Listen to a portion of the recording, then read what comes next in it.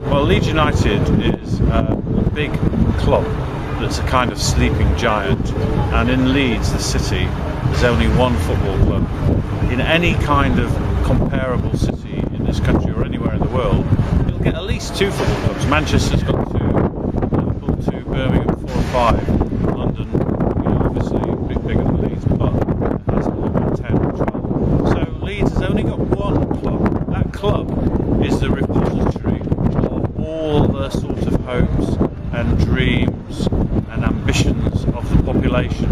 A population that actually numbers nearly 800,000. So for Leeds, which is basically the third biggest city in the country, to have one football team, that football team has come to express all the different attitudes and all the hopes and all the frustrations of the population, so that when Leeds win on a Saturday, you'll see a very good mood in the town centre. When Leeds lose, a very bad mood.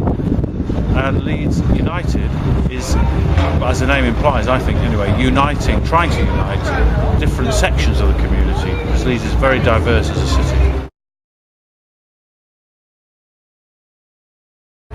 Sport is a way in which you can jump up and down and celebrate a goal and kiss a person standing next to you or sitting next to you who you've never seen before in your life. You don't have to know their backstory, you don't have to know that they might be different from you.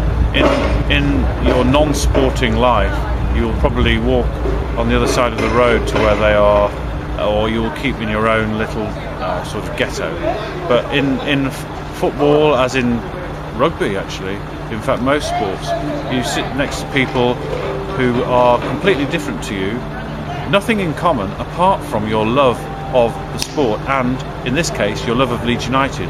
Leeds United has brought together people from different parts of the city, different classes, different backgrounds, different cultures, different religions, different races, and at its best Leeds United, I think, expresses a kind of inclusive, multicultural team.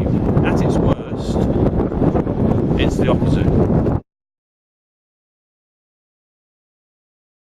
The problem is that football is very much a tribalistic sport. Tribalism in football drives the supporters.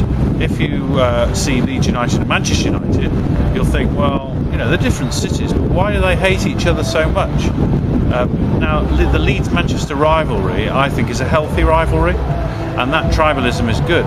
When that tribalism is expressed against people who are from minorities in the city, particularly ethnic minorities, if it's used to put down those minorities, i.e. The black population, or indeed in my day it was kind of the Jewish population, I think that tribalism is at its worst. So it can have a positive and negative thing. The negative side came out mostly in the 70s and 80s, when there was racism, violence on the terraces, there was terrible abuse of black players, there was chanting, throwing of bananas. It was, at times, I felt like being in the Nuremberg rally when I stood at Ellen Road. And these days you don't get that open racism, but you do still get a kind of sexism, and you do still get a homophobic attitude. So I don't think we've got rid of the bigotry. What we've done is make it unacceptable to be racist. The problem is when you go to countries like in Eastern Europe, Spain and Italy, they haven't, I don't think, had as much success in driving out the racists as we have in this country.